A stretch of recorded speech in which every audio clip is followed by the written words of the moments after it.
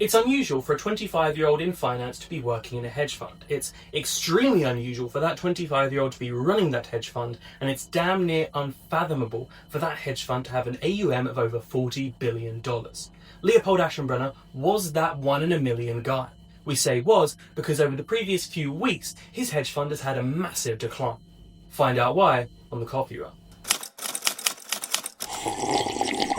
This week's top story is about Situational Awareness, the hedge fund of Leopold Aschenbrenner. It was one of the fastest rising hedge funds of all time, catapulted by firm belief that AI will create a productivity revolution. However, it lost a significant portion of its value after fluctuations in the price of semiconductor stocks. Aschenbrenner founded Situational Awareness aged 23 and was able to raise hundreds of millions of dollars. What did he do at such a young age to warrant that much investment? Well, it's a long story. He started out his career at FTX, the infamous crypto exchange founded by Sam Bankman-Fried. He, like Bankman-Fried or SBF, was a firm believer in effective altruism, an ideology which at its core focuses on attempting to take the most quantifiably beneficial actions for society. This can mean making as much money as you possibly can so that you can put that money towards good causes. The Wall Street Journal reported that Aschenbrenner founded an effective altruism club at university and went on to work in FTX's Future Fund, a philanthropic arm focused on providing grants and other benefits for causes aligned with effective altruism. That team jointly resigned from FTX during its massive scandal over abuse of customer funds. They said they condemned the deception and dishonesty of which FTX had been accused. In case you're not aware, Bankman-Fried funneled retail money from the FTX exchange that was meant to be stored in secure wallets and used it to make bigger and riskier investments via his hedge fund Alameda Research. When those bets didn't pay off, FTX had no money to pay out those people trying to withdraw their crypto, leading to the company's implosion.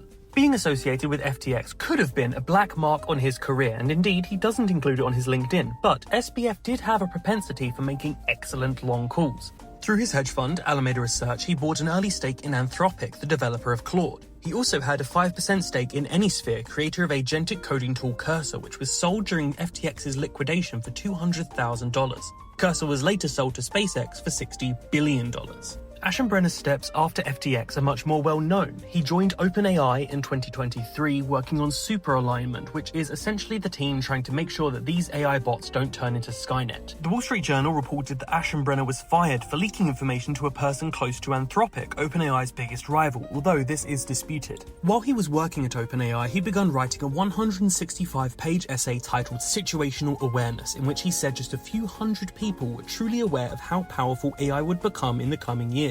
That was how he truly rose to fame. The notoriety gained from it allowed Aschenbrenner to raise money from several ultra-wealthy people, including the Collison brothers of Stripe and AI executives at Meta. He also received funding from electronic trading giant Jane Street. This is where Sam Bankman-Fried worked before founding FTX, and it's thought to also be prominent in the effective altruism space. Aschenbrenner used that money to found Situational Awareness alongside Carl Schulman, another prominent figure in the effective altruism community. He'd published several research papers in the space and other papers on AI risk, but previously worked in finance at a hedge fund ran by Peter Thiel of PayPal and Palantir fame. The pair were advised by Graham Duncan, another Thiel associate whom New York Magazine described in 2023 as one of the most powerful New Yorkers you'd never heard of, for his involvement with the Stone Conference. For the most part, Situational Awareness's performance was nothing short of astounding until recently. It ballooned in size, peaking at $45 billion in assets under management, including a stake in Anthropic worth $5 billion and large holdings in several publicly traded AI stocks.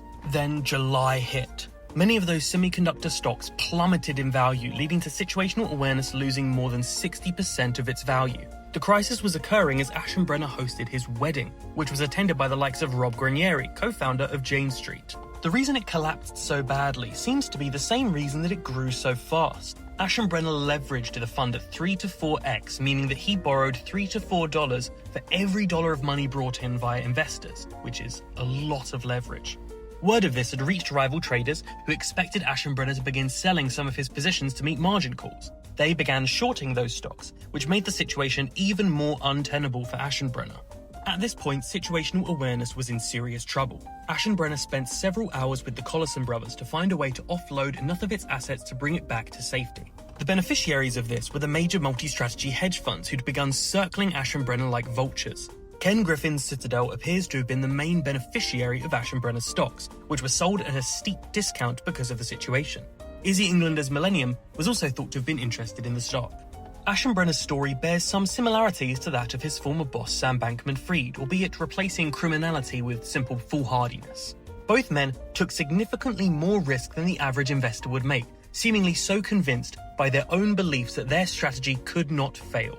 We can't speak to their internal thoughts, but their belief in effective altruism may have influenced things. Such steep risks could be justified and may have been calculated to maximize the potential benefits to society of those investments. In SBF's case, a lot more was put at risk than just his hedge fund. Aschenbrenner is not SBF, of course, and he would argue that this is just a speed bump. He said that he'd gotten some expensive scars from the ordeal, but that he would live to fight another day. Insiders told the FT the fund still had an AUM of $10 billion and is up 80% for 2026, so far he's still for all intents and purposes a great success. Perhaps a little less leverage in the future will keep him one. After Aschenbrenner sold his positions, the semiconductor stock market rebounded massively. Not to the level that it was before the crash, mind you, but enough to suggest that those shorting the market may have exaggerated the situation a little bit. Aschenbrenner had an opportunity to sell part of his Anthropic stake, and he declined. Just yesterday, he invested $400,000 in an unnamed AI startup. He's clearly still a believer in AI. The question is, are you?